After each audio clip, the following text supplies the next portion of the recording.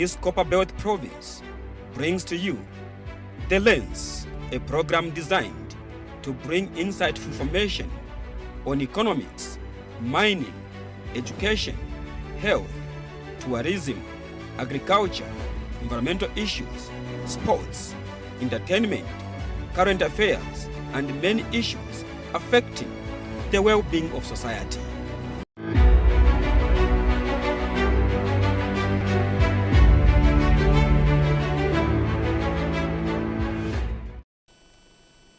Welcome to The Lens. I'm your host, Nelly Bota. Today in the studio, I'm joined by Copperbelt Province Agriculture Officer, Julius Malipa. And our discussion will focus on how the province is faring in the agriculture sector. Mr. Malipa, welcome to the program. Thank you so much, Nelly, for hosting me. Mr. Malipa, how has the province been faring in terms of agriculture and maize production in particular? The government in the Copperbelt has been faring in such a way that all the 10 districts of Copperbelt have been manned by the extension officers and subject matter specialists at the districts. Now, the way the faring of agriculture has been is the past 2 seasons, the province has been hit by drought in such a way that the production and the yield has reduced by far. Almost 30% of the yield has been lost.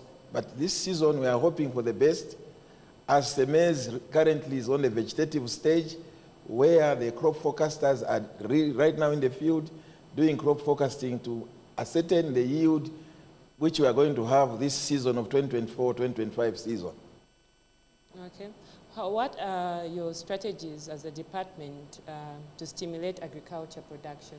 The government has brought in a number of strategies. Top on the agenda is the bringing in of the mechanization 360, where we have 6 tractors with all the implements that the farmers can utilize to achieve and attain 10 metric tons per hectare in such a way that the land preparation, cultivation, spraying, all the activities, important activities at a farm level are done using machinery so that the farmers can harvest a minimum of 200 bags per hectare of maize by 50 kg each. That is one strategy. The other strategy, the utilization on conservation agriculture, that enhances farmers to harvest the water. Looking at the water, the drought which has affected the farming community the previous 2 seasons, the farmers would make reaping lines so that when the water comes, they will harvest the water, and when the crop is planted, the rains are there, the crop will germinate so well. Other small-scale farmers, they use potholing. When they open up the holes, they put the topsoil and put manure. Immediately the rains come somewhere in November, they will plant a seed and add a basal dressing fertilizers so that the farmer's yield is increased and enhanced. Okay. You talked about the 350 initiative mechanism. How is the program going so far in the province? The tractors were put in all the 4 training centers in Pongwe, Lufwanyama, Masaiti, and Mutava. These tractors were placed there so that all the farmers in the province can utilize them to prepare the land, to plant, to harvest, to weed, even to spray and to transfer the crop from the field to the homestead of the farmers, and to avoid the wastage. Post-harvest technologies are all encompassed in there. Okay. I will take you to the 4 armyworms that have been a challenge in the nation. How is the situation on the Copperbelt province? Copperbelt is not spared by the 4 armyworm insect pest, which is ravaging the crop, the grass family, maize in particular. The government gave us 5,000 liters of the chemical, which is very, very effective to combat the armyworm in the province. And what we are doing is, through the extension officers and the lead farmers, we have had several trainings to make sure the farmers know and notice the armyworm and know how to control it.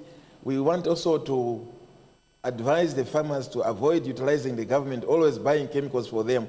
There are a number of what we call IPM, integrated pest management, number of methods to use to correct and control the armyworm which is ravaging the crop. Okay. What kind of methods can you explain? Farmers, besides the chemical utilization, other farmers use the combination of chili pawpaw leaves, they pound them and put them together and mix them in the water. 5 liters of water, when it's mixed, is put into a 16 liter of sprayer, then it's sprayed, then they look at the number of the armyworm larva stage, which is very devastating, how they die. Before they do that, they will get the larva and put it in a small container where the combination of the chemical is, and check how many minutes it takes for the larva stage, which is devastating, to die. Okay, looking at the 4 armyworms and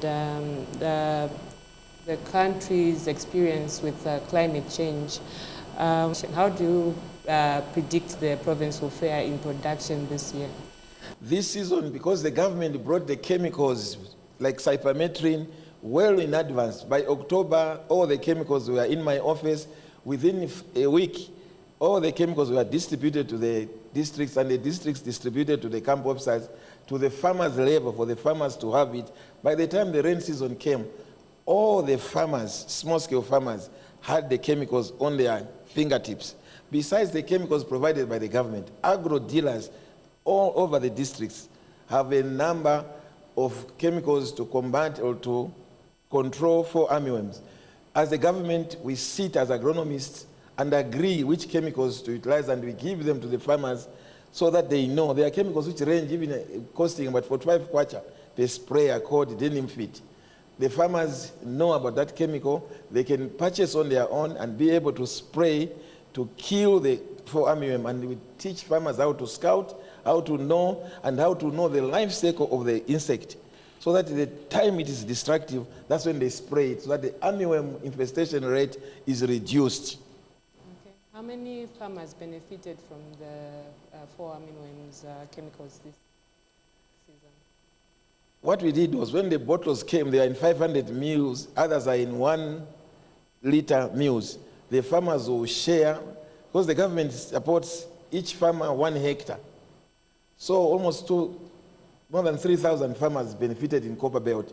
But we are always advising farmers to purchase, never wait for the government to support them with the chemical. They should buy them on their own and use the various methods like chili.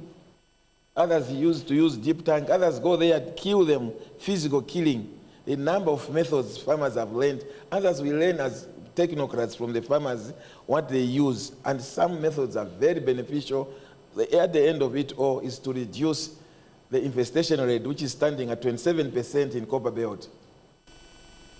All right, Mr. Malipa. You mentioned that farmers are being assisted on how to mitigate climate change as one of the mechanisms. What are the measures being taken to mitigate climate change currently? Climate change is like it's a situation which the weather is affected, which has come here to stay. What we do, we never relent as extension officers. Climate change, in times of climate change, drought areas, the armyworm infestation is too high. So we advise farmers, those who are farming or having water bodies, be it a dam, be it a stream, be it a river, be it a dam, we train them how to utilize the water efficiently and eminently so that they irrigate only the places where they plant a crop, so that there's no water loss. There's also water harvesting. During climate change, when rains come, farmers are trained how to harvest the water. Others get it dams, others make a small dam behind the house where they can capture the water to store it and utilize it in the times of need to get the crop which is planted. Have you taken a tour to some of the farms and visited these farmers to check on how they are practicing these measures?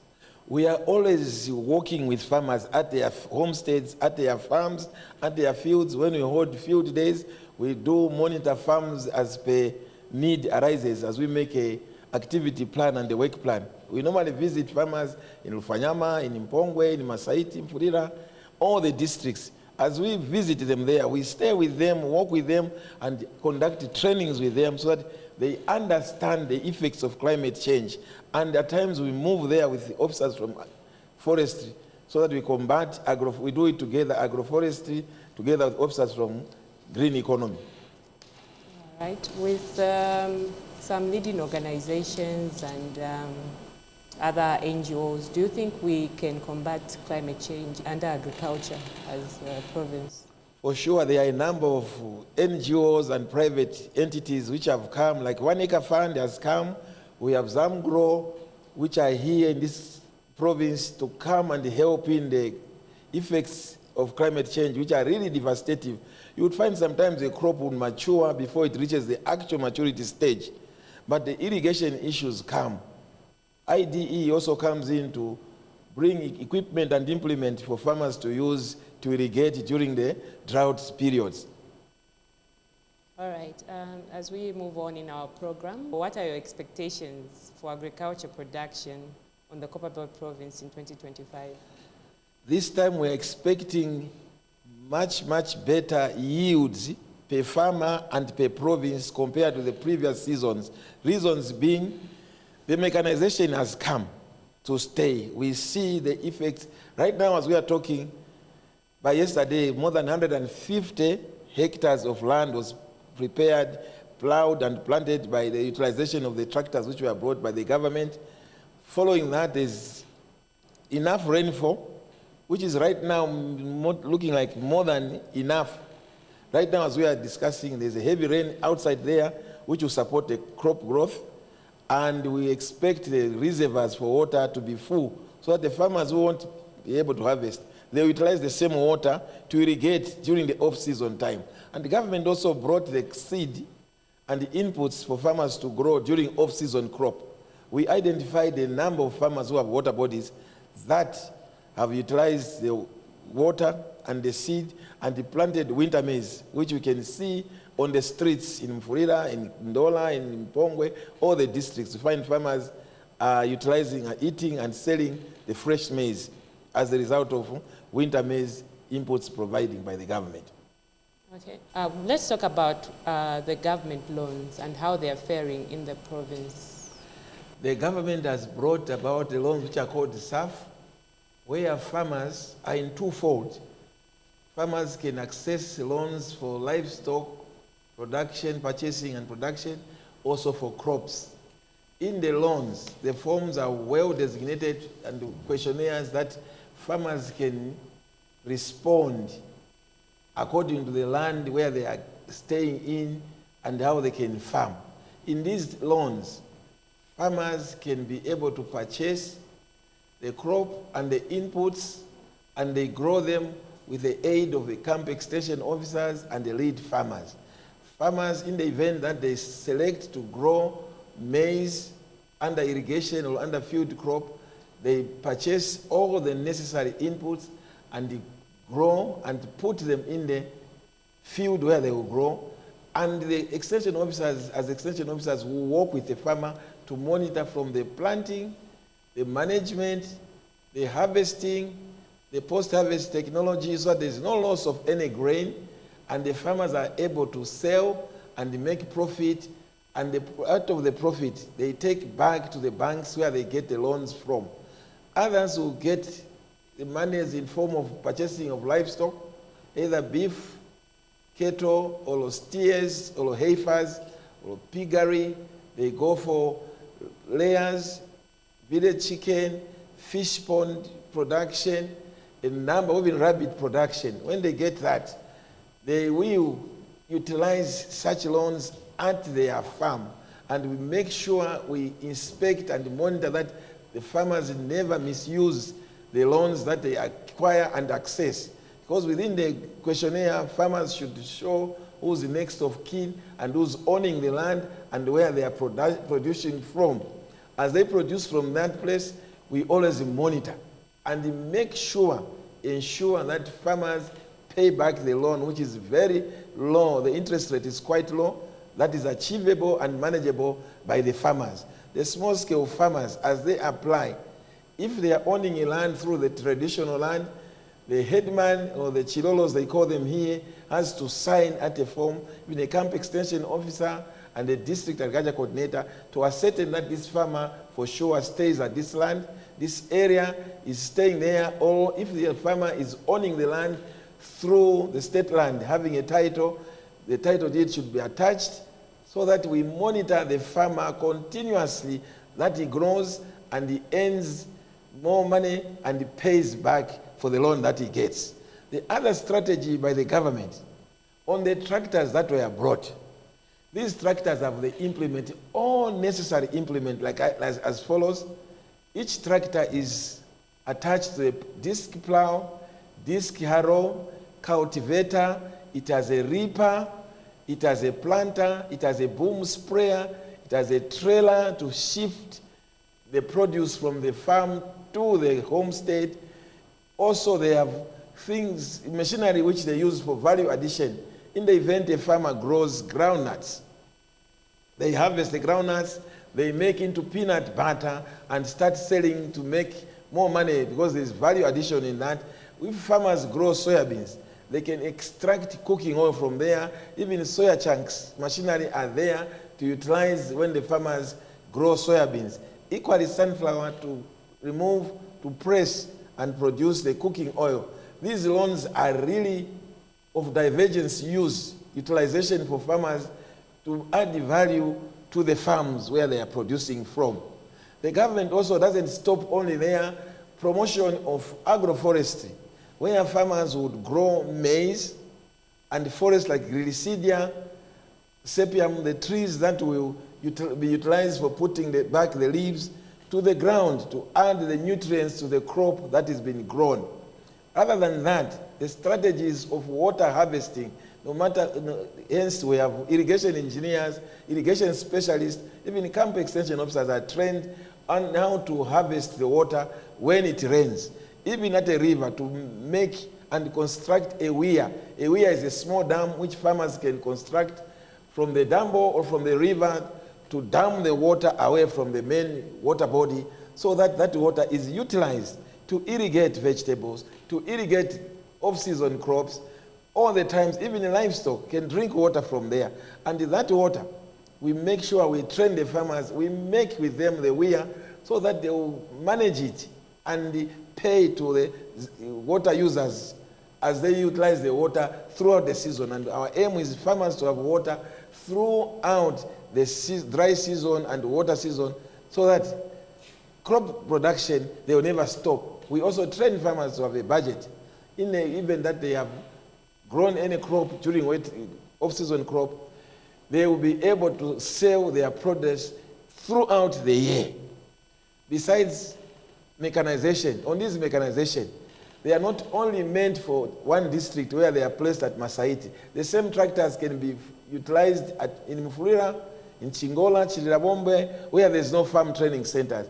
Farmers would come into a cluster, they group up, they come up together as a team, they get the tractors there. Obviously, there's a fee that they need to pay for the sources of servicing the tractor.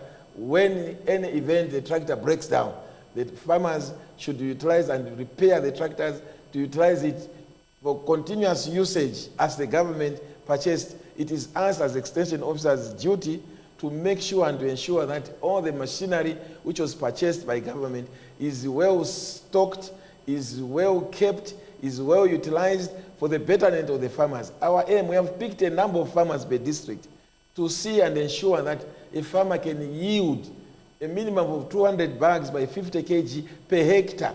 The next coming years, the farmer can get 250 up to 300 bags per hectare out of utilization of the mechanization which the president brought for the country to be utilized in all the provinces. In Copperbelt, we are fully utilizing them. If you check on our database, by December, 130 hectares were prepared.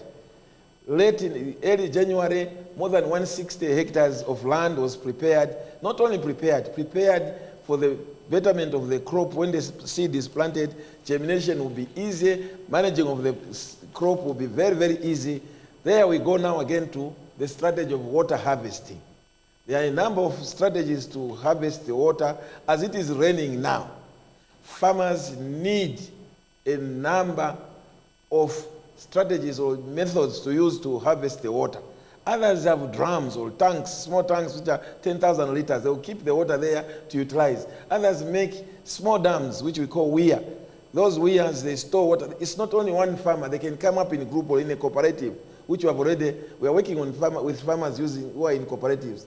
They'll come and construct a weir. In that weir, it will store water, and that water is utilized for crop irrigation, for livestock, and for home use by the same farmers. When that weir is constructed and the farmers utilize it very well and get more profit, we advise them, we train them to construct a permanent weir which will never dry off the water. The water will be stored there continuously. Because of that, we want farmers to take agriculture as a business. In each business, the aim is to put in the seed, utilize it well, and gain more profit. Profits come as they keep the records, as they keep on managing their crop to the betterment of their farm enterprises at their farm. After doing that, we'll see that farmers will never come to a month where they will say they don't have funds. We also train them to preserve the monies that they get. They store it in a bank or village banking. After doing that, the production at the farm will be increased. Even in the times of climate change, in times of drought, the farmers will become victorious with what they utilize after extension officers come in and train them. Even the incidence of armyworm, fall armyworm, they will cable them because they will have enough money and purchase the chemicals that they can use. Not only in maize, even in tomato, the farmers can stray and buy the chemicals to use for tomato, for cabbage, for any leaf crop, any fruit crop, any root crop. They will be able to manage it without any problems. And we want our aim during the coming seasons. The government should reduce and stop at the end purchasing chemicals for farmers. The farmers should stand on their own, and the government can use the funds for something else for development of the country. Well, thank you very much, Mr. Malipa. Just your last message to the farmers out there, especially those in the province. All the farmers in the province, never grow all your seed at one time. Stagger your growing time because the rains are not really known exactly when they will come. Better you grow during November, early November, late November, another seed, December, early and late December. When we go into the farms now, we find some farmers' maize is on the knee high, others about to tassel, others are still planting, so that in the event that they lose out in this crop, the others, they will benefit something. And also all the farmers be on the lookout, scouting for fall armyworms, which have really come to devastate our crop. Armyworms are evil to the crops. They are a devil, we call, to the farmers who is not needed. No farmer would need the armyworm because they are so destructive. And the farmers should not only rely on growing maize. Let them grow soybeans, let them grow sunflower for sale, let them grow Irish potato, sweet potato especially, let them in the vegetable garden grow onion, let the farmers grow vegetables so that they are self-sustaining and they can be able to sell the little they get from the water which they will harvest, so that they are sustainable and they have managed all the times within their farm gates. Well, viewers, we've come to the end of the program where we've had our Provincial Agriculture Officer who has been talking more about how the province has been faring in terms of agriculture. On behalf of the entire production crew, this has been Nelly Bota, your host. From us, it's bye-bye.